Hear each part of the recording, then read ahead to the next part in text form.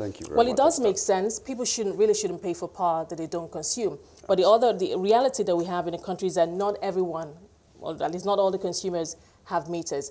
And the third problem, or third side of the issue, is the discos that the distribution companies simply do not have the money to purchase meters for everybody. So where does that leave us? Thank you very much, Esther. It's always a pleasure to join you here. I think the key thing, the good part of all this, is that the majority leader, Mr. Gbajabiamila, has raised a fundamental issue. That's to the effect that the Electricity Reform Act needs to be revisited. There needs to be amendments in that act, and there are things that are just not working for Nigeria. Now, going into estimated billing specifically, estimated billing is an interim measure that the discos have to take because they have unable to meter everybody. NERC, the regulator, has come up with numbers. They say only 50% of customers have meters, and that number needs to increase. And so we need to get to the right number. But there are certain things that have happened. So there's a program where the discos took over these assets on the premise that they were going to meter everybody.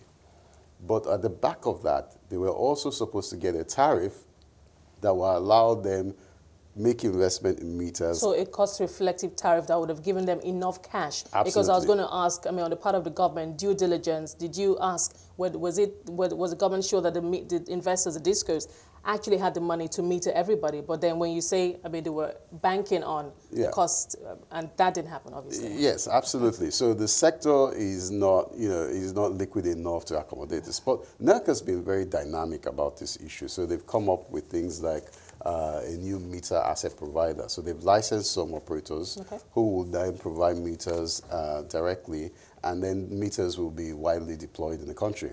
So to criminalize estimated billing is not an issue that we should necessarily discard, but the timing is very wrong. So this is not the time to do it.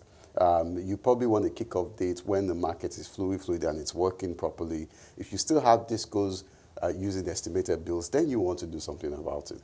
But the next part of all that is our reform program already has corrections for things like that. So we have a regulator who's supposed to step in and punish operators. Is that the NERC, NERC? Yes, absolutely. So for me, I don't think we need a new bill to deal with this issue, because that is exactly what NERC's role is. They're supposed to be our watchdog, and they're supposed to make things like this.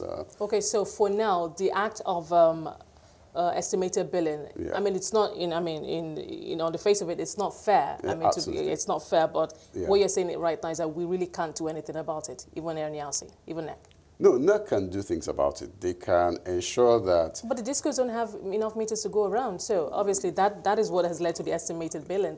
There's nothing they can do about it. Yes. So one of the things they've done about it is that they've licensed these meter asset providers. So these meter asset providers will provide meters. Okay, so out of the 50% that's remaining, to what percentage do we know can these new licensed meter providers achieve?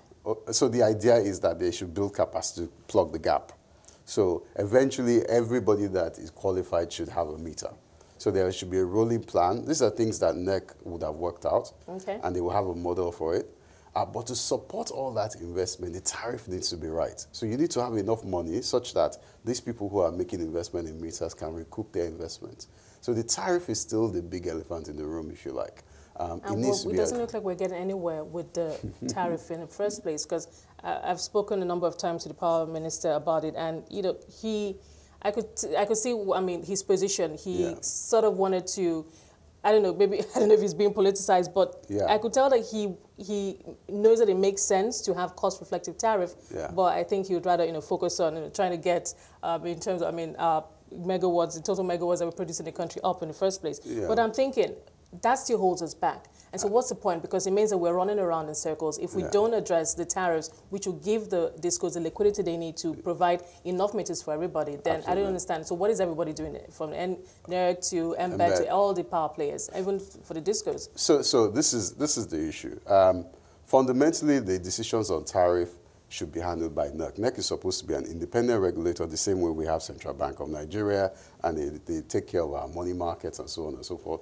NERC is supposed to be independent of the government. They're supposed to be able to receive these proposals from the discos on tariff and review it and make approvals or disapprove, as the case may be.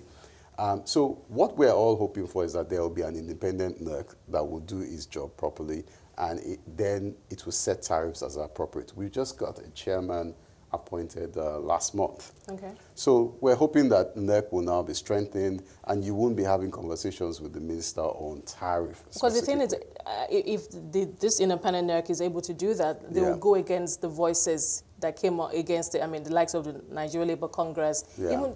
Unfortunately, the lawmakers also, you know, had lent their voices to it. So I'm thinking that is going to be a NERC that has to stand up to those opposing voices and say, you know what, it is what it is. We all have to pay for the energy that we consume. But are you hopeful that that can actually happen? I think we're in a political year.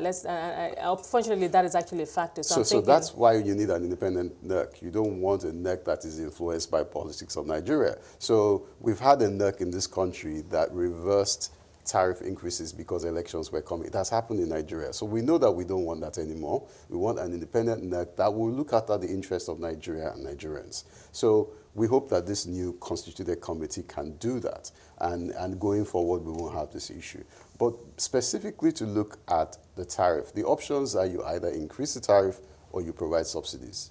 So I think we all understand that. We know what happens in the petroleum sector. Is it really wise to go the route of subsidies? I mean, we're spending money we don't even have and accumulate. I mean, the petroleum, the oil industry, that's a very good example. I think the second point to make is that we're already used to regulators setting agendas for us. So the central bank allows the banks to charge us commission on turnover. That's something that doesn't happen in many countries. So commission on turnover is something that we're not happy paying, but we have to pay because it's been approved by the central bank.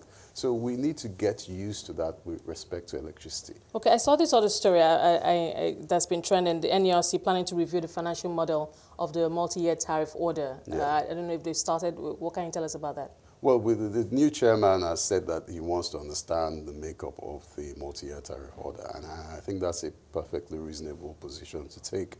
There have been inconsistencies in the MYTO methodology, so it is appropriate for him to be reviewed. I don't know the status of it, but yes, there is. He's announced that he's going to review it. I guess that would be a good place to start.